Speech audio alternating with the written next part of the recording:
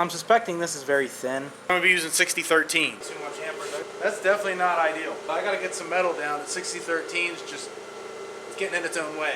Now I got it down to freaking science, man. And then get the expensive stuff. Welders over here. I know. I said I wasn't going to record anything, put any videos up, but my wife came up with a project for me, and well, I can't say no to her.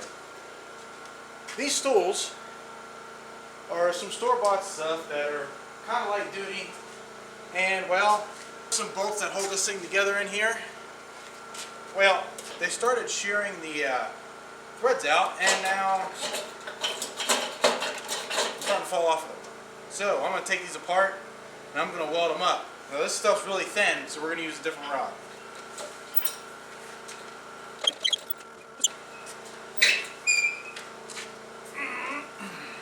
Whoa! Yeah, see, that's bending too. Alright. That needs fixed. 5, 6, yeah. I got 9 of these. I'm going to do them all. Bink! Wood off. That way I don't burn it. Okay. So these are actually really nice for what they are, but they're just not heavy duty enough. So this, I'm suspecting this is very thin.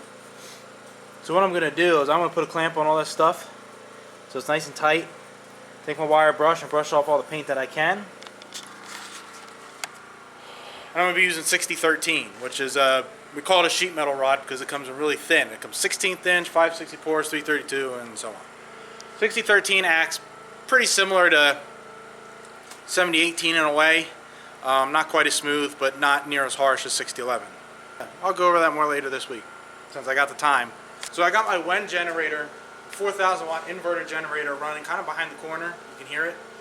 And then I'm going to run my YWA 160, which is a stick/little TIG inverter.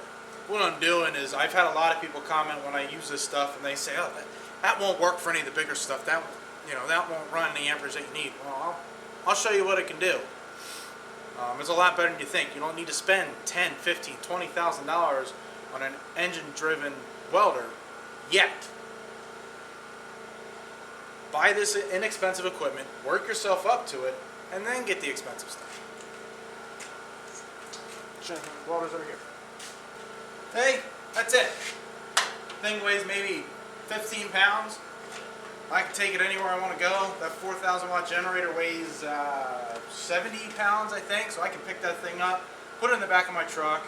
I keep this in the back of my truck pretty much at all times, and you never know it's back there. It takes up barely any room.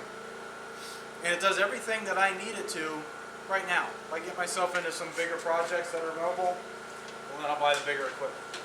I could have cleaned this up real good and taken it together, probably be my best solution. But with the paint on here, number one, number two, the opportunity to show you this rod and what you can do with small stuff. This thing is a little bent, so I'm going to have to kind of push it back to where I want it probably. So I have here a set of 5/64ths 6013. This 6013 is considered a sheet metal rod. This is all I have, so I'm going to do as much as I can with what I got. I'll have to get some more next week to finish up. I'm not going to be able to get all 9 with a pound of rods. Oh, maybe I am. I don't know. We'll see.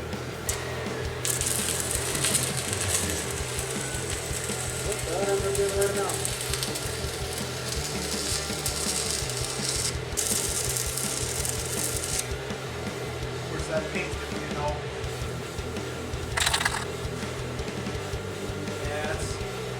That might even be a little bit too much amperage. I got to turn it down further. Go to 30.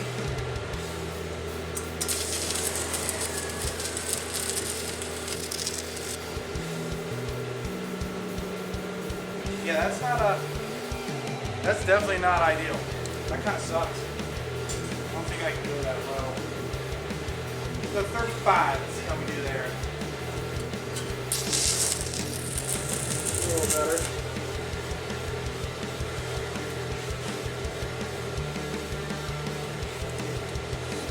but I gotta get some metal down. The 6013 is just getting in its own way.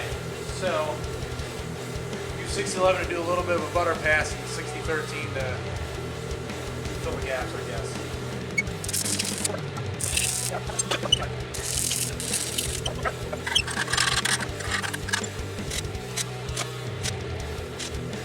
Who knows?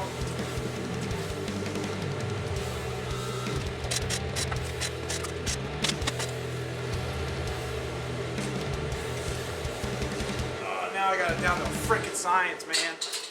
As you can see, I struggled with that a little bit. But what I ended up having to do is with 6011 at just under 50 amps, I had to run that as my butter pass. Run my first pass, and instead of my steps being quick like I normally do, I had to take long, slow steps in order to get all that paint out of the way. Because that's thicker paint than I thought it was.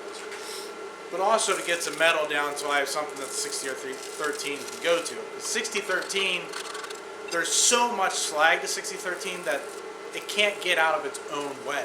7018 has a lot of slag, 6013 is so much worse.